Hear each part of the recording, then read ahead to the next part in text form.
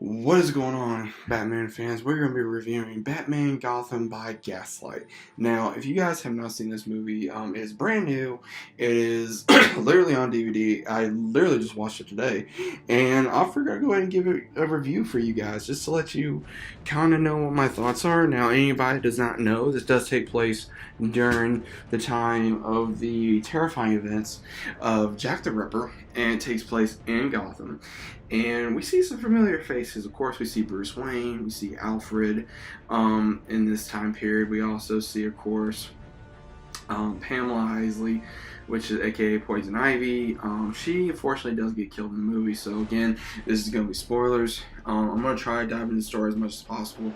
It does go into the fact of Batman trying to figure out, okay, because since he is a new vigilante, there's so many people that get killed in this movie that really just gives the thing of who is the Ripper, because we have where Bruce does get framed later on, and of course we find, we see Selina in the movie as well. She is not really like how she is in the comics. She's more of the fact of an entertainer, and she grew up on the streets, and she's been the voice of people of women being killed in the streets as well. And she does find out that, of course, Bruce is Batman, and of course that we see the Ripper, and of course nobody knows who he is. We do see Doctor Strange in this movie as well, and pretty much throughout the entire movie it's like, okay, who is really who's Jack the Ripper, because Jack the Ripper is one of those cold cases throughout history that nobody knew who he was. We do not know the reason for him killing all these women in cold blood, other than possible for entertainment to him. And they really put that into the movie. They really put, how much the police were, pressuring everybody to find out as much as they could. We saw Jack kill a nun. We saw him kill an elderly woman. We saw him, of course, kill Poison Ivy. We even saw him kill Doctor Strange in the movie. And that was a little different because of Doctor Strange knowing who he was, because in the movie he does tell Bruce, aka Batman, that he has information he wants Batman to meet him at midnight, and then once someone appeared in his office, he automatically assumed it was Batman, and no, it wasn't. So Batman got framed for a lot of different killings, which are normal. They really mixed in the normal with the how it was back then, with just the carriages and everything of that nature. And we even see in the beginning of the movie, which was absolutely amazing, the this little gang that was basically trying to hustle and scare people to give them money, and it was basically all the Robins. It was, of course, Dick, Jason, and as well as just all the Robins, all three Robins, except for his own son. And they're all young, and they're basically like, kids, which was used, during the Industrial Revolution, and of course around that timeline where they were used to do, orders for other people to kind of get them, not really on the street. They would send messages, they would do errands, they would send errands, and they would fetch people for other people that were important, such as they would do carriages, they would get messages, send out different letters, just all these different things, and they really put this into the movie. And we also got to see a huge difference with Bruce Wayne. He did not have all the tech stuff like he normally did. The main thing he had was probably close to like a few batarangs, as well as the gauntlet, and of course the bat belt as well. Now, this wasn't like the best Bat movie.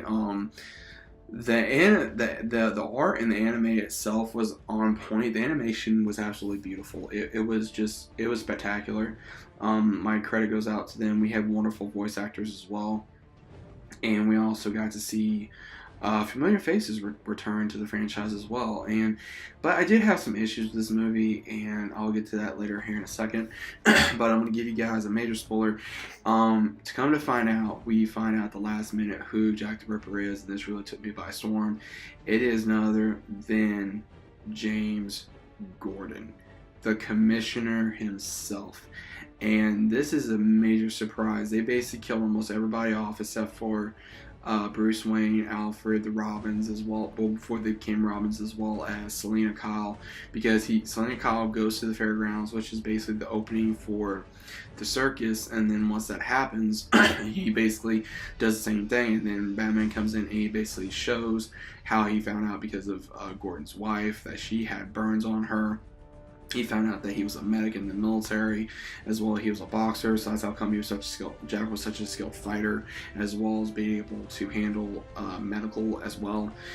And it really shocked me. I was like, oh damn, like what a big twist. And basically did end with him killing himself, with James Gordon, aka Jack the Ripper, killing himself. He burned after the entire fairgrounds was burned, and then we see Alfred save Selena as well as Bruce, aka Batman, in the carriage, and we see the three kids, of course, which is the young version of Robin's, and they basically say that, you know, she's like, everything's gone, this is what Selena is saying, and then they say, don't worry, we'll make a better one, and then it ends into the credits. Now, again, this was a good movie. I give it maybe a 6 out of maybe like a 6.5 out of 10.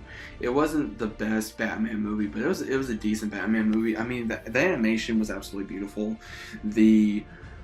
I just didn't like the suit of Batman. First off, I didn't like the suit. I didn't like them killing off other characters like they did. I did not like how just the story was made up to have James look like the killer. I was really hoping it was going to be like someone just different.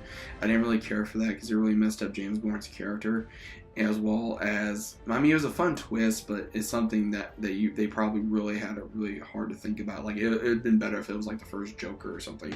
That's just my opinion. But I mean, other than that, guys, I mean, they did have some issues. I mean, we had mainly where it was musical, and that I didn't care for either. They shouldn't have a whole lot of musicals in Batman movies. I mean, they did with the Batman and Harley Quinn movie. I mean, that was fun because that's how Harley Quinn is. But other than that, it had its issues. So, I mean, that's just my opinion for it, guys. I mean, again, my opinion probably doesn't make a whole lot of difference. I mean, I'm just a YouTuber. I'm not here to bash the creators or the writers or the producers or the voice actors or anything. Because other than that, it was a good movie, and I would buy it. I mean, just to add to the Batman collection. But I mean, it has issues. No movie is perfect, and I believe that there will be more Batman movies in the future. There has been confirmation of other Batman movies that will be coming, so we're just going to have to wait and see what else is going to be coming in the anime world, and, you know, I'll review them if you guys want me to, and I'll continue to keep reviewing movies for you guys. But I hope you guys enjoyed this. If you guys did, please leave a like as well as subscribe to the channel if you guys are new. Also, let me know your thoughts in the comments down below, what you guys thought about the movie, if you got to see the movie. Please let me know what you thought about it, if you liked it, you hated it. Do you think it should have been different? Links down description below as normal. You guys know what the deal is. Also, if you're new to the channel, consider about subscribing me if you guys have already subscribed. Thank you very much. It does help me out, helps the channel out. But also, if you follow me on Twitter and Instagram, please follow me on here as well. And I'll be seeing you guys on the next one.